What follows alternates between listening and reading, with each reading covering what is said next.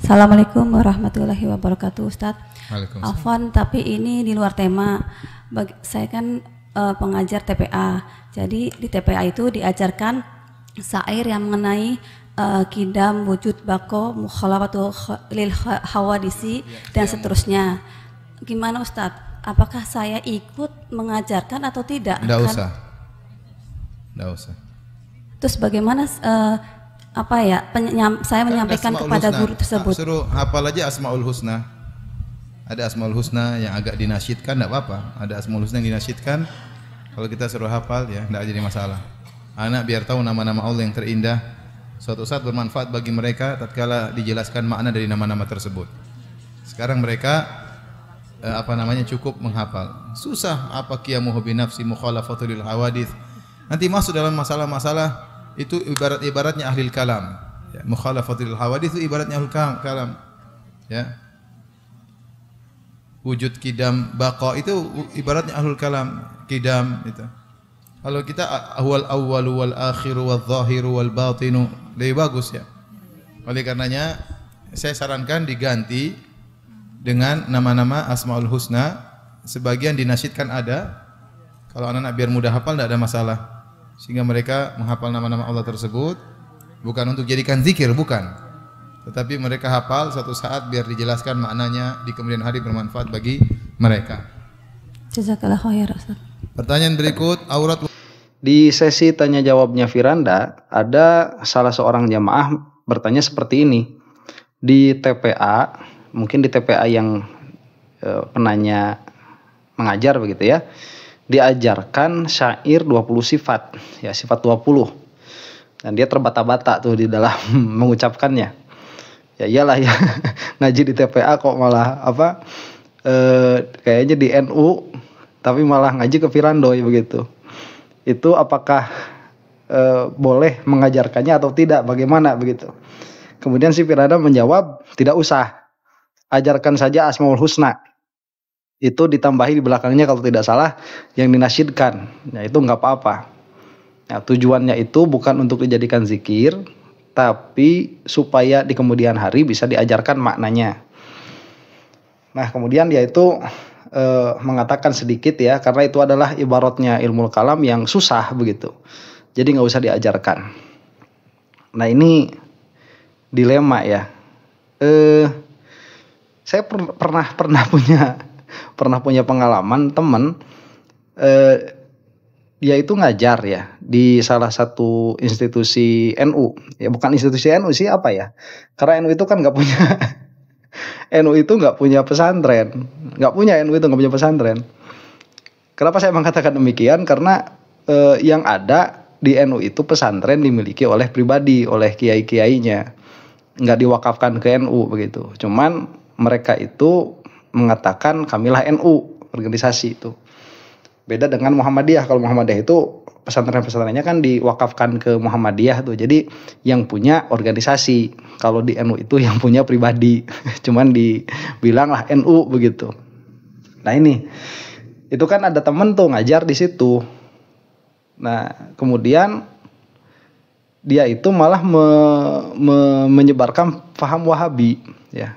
Karena memang sedari awal tidak ada pemilihan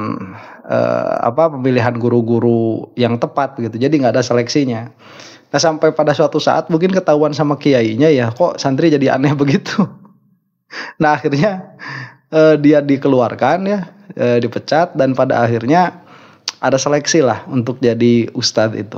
Ya memang seharusnya begitu ya. Ini sekarang ini kita sudah harus mulai mengibarkan bendera nih, dalam pengertian udah nggak zaman lah sekarang mah bersikap sok bijak itu ya. Oh kita kan Islam menaungi semua golongan, alah nggak ada sekarang mah. Ya itu si Wahabi udah masuk kemana-mana loh. Jadi kalau misalkan pesantren, kemudian lembaga pendidikan itu sedari awal tidak dikasih bendera NU ya, itu sudah dimasuki Wahabi tuh.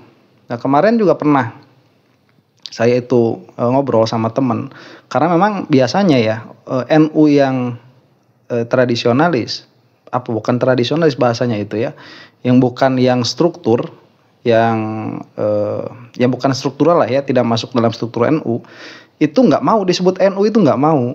Nah cuman bukan berarti tidak mau, itu bukan berarti mereka bukan Asy'ariyah Maturidiyah, bukan Aswaja, bukan. Cuman nggak mau aja begitu dibilang NU. Saya punya teman kan yang saya jadikan guru saya itu, beliau tatkala saya sebut NU dulu begitu ya nggak mau tuh.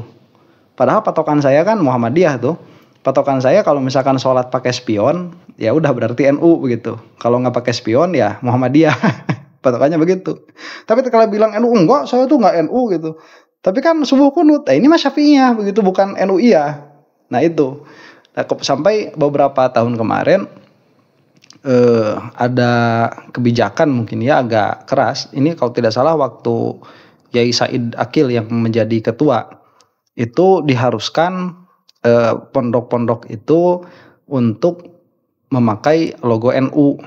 Nah beliau tuh sempat ngobrol sama saya, nggak, kata kamu gimana nih, apa mending nggak kita itu dikasih logo NU apa enggak begitu. Saya bilang masalahnya bukan di NU-nya, jadi kan NU juga agak bermasalah begitu ya. Yalah itu nanti kita bicarakan sendiri ya. NU juga agak bermasalah, makanya kenapa banyak pesantren-pesantren itu nggak mau juga dikaitkan dengan NU. Tapi langkah Kiai Said Akil Siroj itu memang sudah tepat ya, melihat perkembangan akhir zaman seperti ini, yang mana banyak pesantren-pesantren salaf itu dimasuki sama si Wahabi tuh. Ya pada akhirnya banyak sekali, kalau di Jawa Barat itu banyak yang tadinya pesantren katakanlah salaf begitu ya, kalau tidak dikatakan NU, itu dimasuki sama Wahabi. Akhirnya digerus tuh semuanya, dari mulai amaliyahnya sampai ilmunya itu habis sudah. Nah kalau sudah ada merek NU itu relatif aman lah begitu ya, bisa bertahan mungkin sampai 50-100 tahun ke depan. Ya sekarang juga gak tahu lah nasib NU kedepannya bagaimana ya. Cuman kalau ada organisasi yang memang patut untuk didukung sekarang ya NU itu ya, kalau memang ada begitu. Nah ini kita kembali ke jawaban Firanda ya. Jadi si Firanda itu seolah-olah apa ya, anti sama sifat 20 itu. Dan dia itu sudah tanakud dengan usulnya sendiri. Karena kalau misalkan disuruh ngajarin Asmaul Husna pun yang subut dari Rasulullah itu kan hanya nilainya saja, hanya jumlahnya saja 99. Adapun yang 99 itu apa saja, itu pun ijtihadi juga begitu. Itu hasil istiqro'nya para ulama. Kalau tidak salah memang ada satu hadis itu yang dinisbahkan kepada Rasulullah SAW menyebutkan 99 nama itu. Cuman itu hadisnya problematik tuh. Yang mana Asmaul Husna itu ditemukan oleh para ulama ada 121 ya. Di antaranya yang tidak dimasukkan kepada yang masyhur itu kan Ismu Huwa tuh. Ismu Huwa, nama Huwa itu termasuk salah satu Asmaul Husna. Ya, di saya ada kitabnya 2 jilid yang membahas tentang Asmaul Husna khusus itu ada 121 nama. Nah cuman disepakatinya karena Rasulullah mengatakan 99, itu yang diambil yang paling kuat 99. Nah kalau si Firanda mengatakan ajarkan saja Asmaul Husna 99 itu dinasyidkan gak apa-apa, itu sebetulnya dari mana begitu dia mengambil hukum gak apa-apa? Karena kalau saya Wahabi nih kalau saya jadi Wahabi harusnya itu pun gak boleh begitu. Kenapa? Ya bid'ah juga, nggak ada dari sananya, nggak ada dari Rasulullahnya Shallallahu Alaihi Wasallam. Nah jadi kelihatan lah pada akhirnya ya sudah mafhum nih, mungkin sama yang mendengar channel saya itu sudah mafhum bahwa yang namanya Wahabi itu tidak memiliki keajegan dalam berpikir. Kadang dia berkata A, kadang dia berkata B, padahal yang B-nya ini sudah jelas dia itu bertentangan dengan usul mereka sendiri. Jadi cukuplah tanda suatu kelompok ini dia sesat dari ketidakajegannya di dalam berpikir. Kenapa demikian? Karena ketidakajegan di dalam berpikir itu menunjukkan bahwa dia itu hanya menghukumi perkara karena hawa nafsunya saja. Kalau dia suka ya dia ucapkan A, kalau dia tidak suka ya dia ucapkan B begitu. Kalau yang ajeg dalam berpikir ini kita belajar dulu usulnya, nanti semua permasalahan akan dikembalikan kepada usul. Suka atau tidak suka demikianlah adanya begitu. Ini curhat lagi sedikit ya. Saya ini tidak membid'ahkan tahlilan sama sekali, tapi saya itu tidak pernah tahlilan. Saya punya ayah tuh, punya bapak sampai sekarang, dia wafat tahun 2009. Sampai sekarang belum pernah ditahlili itu. Ya, cuman apakah saya ini bilang-bilang bahwa tahlil itu bid'ah, sesat begitu ya? Enggak, ya, enggak. Saya karena mungkin dari dulu Muhammadiyah emang nggak suka saja sama tahlilan itu, nggak senang. Ya kumpul-kumpul kemudian baca Yasin itu nggak suka. Cuman nggak suka belum tidak berarti menyesatkan perkara tersebut. Ya nggak bisa, nggak boleh itu. Ya malah waktu istri saya hamil itu, ya kan suka ada syukuran ya, 4 bulanan 7 bulanan itu. Dijawab itu namanya patingkeban itu. Saya tuh nggak hadir, ya nggak datang, saya kabur. Nggak suka begitu. Cuman bukan nggak suka itu ya, malas aja, bukan menafikan, membid'ahkan, kemudian apalagi sampai memusyrikan, menyesatkan, mengatakan bid'ah, khurafat, tahayyul dan sebagainya ya. Itu dua perkara yang berbeda. Jadi kalau kita ini mau membahas sesuatu, kembalikanlah kepada usul yang kita miliki. Nah, Firanda ya, tatkala dia mengatakan bahwa sifat 20 ini tidak usah diajarkan, ini bisa diperdalam sebetulnya. Apa sih yang dia maksud tidak usah dijelaskan itu? Karena kalau yang dimaksud oleh dia itu adalah sifat 20, tidak usah dijelaskan karena dia sesat, ya, maka dia sudah kafir. Sudah kafir sudah. Ya. Ini saya bilang keras aja lah. Emang saya bukan mufti ya, tapi kalau memang demikian adanya itu sudah kafir. Kenapa? Karena sifat 20 itu wujud, kidam, baqo, mukhalafalil hawadits, qiyamu binafsi, wadaniyat, qudrah, iradah, ilmu, hayat, sama, basar, kalam, qadirun, murid, dan aliman, hayyan, sami'an, basirun, mutakaliman. Itu kalau dikatakan Allah tidak wujud, sudah kafir sudah ya. Itu sedari awal kalau menolak sifat 20, sedari awal itu sudah kafir. Menolak satu sifat saja yang paling awal tuh wujud, sudah keluar dari Islam itu. Ya kalau wujud sudah dinafikan, apalagi kidam, karena itu kan lazim ya. Jadi lazim dari wajibul wujud itu ya kidam wal baqo. Begitu. Kemudian lazim dari wajibul wujud apa kesananya? Mukhalafalil hawadits. Itu kan kalau di dalam kitab-kitab fikih, kitab-kitab kalam banyak yang menyebutkan sebetulnya untuk orang yang cerdas, kidam baqo mukhalafalil hawadits itu tidak usah dibahas. Nah, kenapa demikian? Karena itu kan sudah lazim dari wajibul wujud. Nah, Syekh Nawawi itu membahas karena bodoh di dalam tauhid itu khatrun azim, ya, bodohnya yang sedikit itu bisa celaka yang banyak. Bodohnya sedikit nih di dalam ilmu tauhid, tapi celakanya bisa banyak. Nah, akhirnya karena orang tidak semua orang itu secerdas para ulama, akhirnya dijelaskanlah perkara-perkaranya secara rinci, secara tafsili begitu. Nah itu kalau misalkan Firanda itu mengatakan ini tidak usah diajarkan karena menganggap ini sesat, itu sudah kafir. Nah kalau Firanda ini mengatakan sifat 20 ini tidak usah diajarkan karena tidak ada dari sananya, dalam pengertian tidak ada dari sananya, tidak ada dari Al-Quran dan hadisnya, itu pun dusta juga ya, dusta juga itu. Kenapa? Karena pada akhirnya ada suatu kitab, ini kalau tidak salah di dalam Syarah Dardir ya, di dalam Syarah Dardir atau di dalam kitab kalam yang agak tinggi seperti di Syarah Dardir lah yang saya pernah baca itu, ini penamaan tasmiyah yang ada pada sifat pada Allah Subhanahu wa taala ini pun diambil dari Al-Qur'an dan hadis juga. Ya, jadi permasalahan di dalam ilmu kalam itu bukan hanya penetapan sifatnya saja, tetapi juga tasmiyah, penamaan sifatnya. Nah, penamaan sifatnya ini nanti apakah dia diambil dari nas atau tidak. Nah, ada ulama yang menelusuri itu sehingga ditemukan bahwa nama-nama ini pun disebutkan oleh Rasulullah Shallallahu Alaihi Wasallam begitu.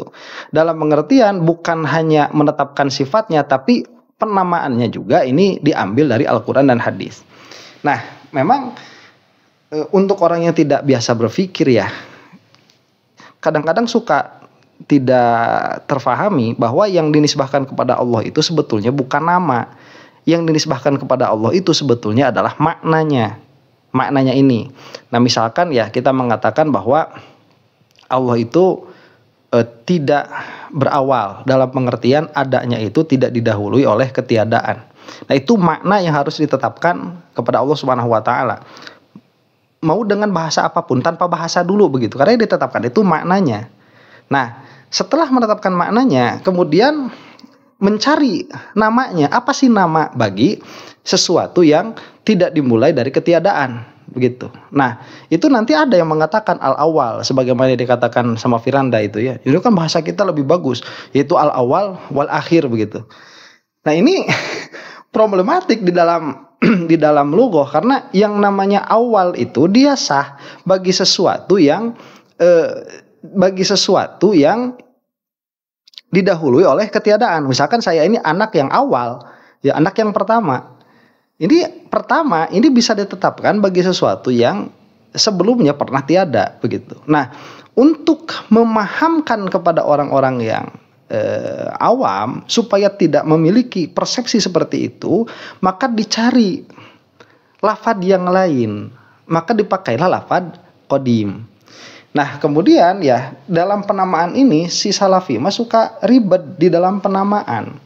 Karena cara berpikir mereka nanti seperti ini. Oh, kamu berarti sudah mengatakan bahwa istilah kamu lebih bagus daripada istilah Al-Qur'an. Tidak, kita tidak mengatakan demikian.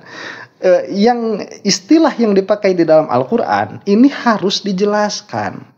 Ya, karena apabila tidak dijelaskan, maka lafad tersebut, lafad yang mulia tersebut, itu madlulnya yang ditunjukkan oleh lafad tersebut tidak akan tersampaikan dengan baik.